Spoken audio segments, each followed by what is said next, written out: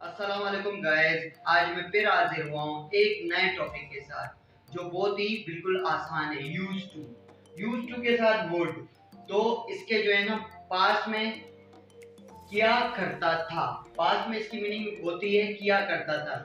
ये हम आदत या पास्ट की डेली रूटीन बयान करने के लिए यूज करते हैं। We use it for past daily routine. जैसे मैं वहां जाया करता था, वो वक्त पर क्लास लिया करती थी। तो लिहाजा अब इसका फार्मूला है सब्जेक्ट के बाद plus use two plus word की फर्स्ट फॉर्म प्लस ऑब्जेक्ट। अब हम आते हैं एग्जांपल की तरफ। हमारा पहला एग्जांपल है I use to do work on time. मैं वक्त पर काम किया करता था, यानी पुराने वक्तों में मैं वक्त पर काम किया करता था। उस वक्त यानी मैं वक्त के पाबंद था। नंबर 2 एग्जांपल है they use to come here. वो यहाँ आया करते थे। नंबर 3 एग्जांपल है she use to play hide and seek in her childhood. वो अपने बचपन में छुपम छुपाई खेला करती थी या आंख मचोली खेला करती थी। वो अपने बचपन में आंख मचोली खेला करती थी। She use to play hide and seek in her childhood. इसी तरह नंबर 4 में he use to be shy with stranger.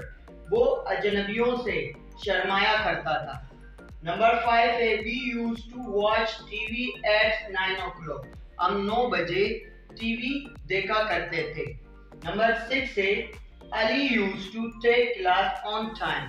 Ali वक्त पर क्लास लिया करता था। तो इसमें अब हम आए जहां यूज टू है, यहाँ वुड हम पुट करते हैं। तो वुड पुट करते हैं तो भी तब भी यही माना आएगा। जैसे कि I would do work on time. मैं वक्त पर काम किया करता था। हम यूज टू की जगह वुड डालें तो बात सेम होगा। और ये याद रखिए यूज टू के बाद वर्ब की फर्स्ट फॉर्म यूज होता है। वर्ब की फर्स्ट फॉर्म यूज होगा। एक बात पास्ट स्टेट्स के लिए, यानी पास्ट की हालत के लिए कि इंसान की कोई हालत हो पास्ट में, उसके लिए यूज टू यूज नहीं होता। जैसे कि यहाँ he used to be shy with stranger। वो अजनबियों से शर्माया करता था। तो यहाँ वुड हम पुट नहीं कर सकते क्योंकि यहाँ हालत बयान हो रही है कि वो शर्माया करता था, किसी की हालत बयान हो रही है। पास्ट स्टेट के लिए हम वुड यूज नहीं करेंगे। बाकी यूज टू और वुड दोनों ही यूज होते हैं पास्ट की डेली रूटीन के लिए। और वुड और भी कहीं तरह के जुमलों में जुमले बनाने में इस्तेमाल होता है जहां उसके अलग अलग सेंस होते हैं, अलग अलग मायने होते हैं। तो अब हम सिर्फ इसका यूज टू का नेगेटिव और इंटरोगेटिव बनाना सीखेंगे।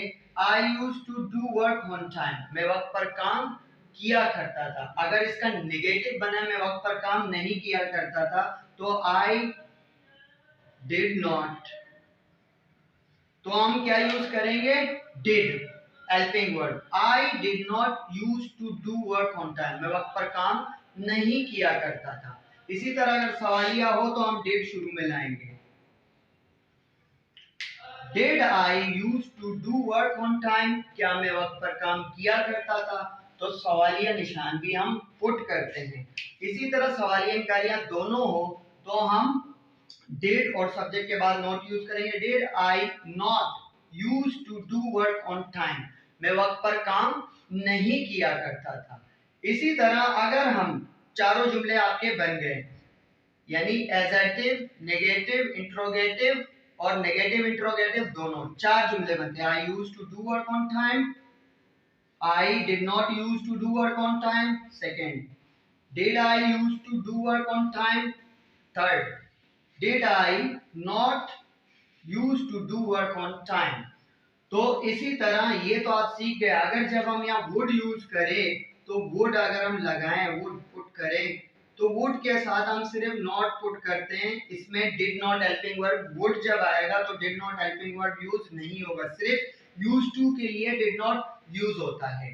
तो इसका नेगेटिव बनाने के लिए they would not come here. वो नहीं, वो यहाँ नहीं आया करते थे। Would they come here. क्या वो यहाँ आया करते थे?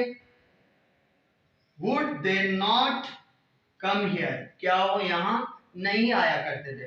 तो बेसिकली ये याद रखें यूज टू के साथ सिर्फ हेल्पिंग वर्ब हम डिड यूज करते हैं और वुड के साथ नहीं, वुड के साथ सिर्फ सिंगल नॉट यूज होगा।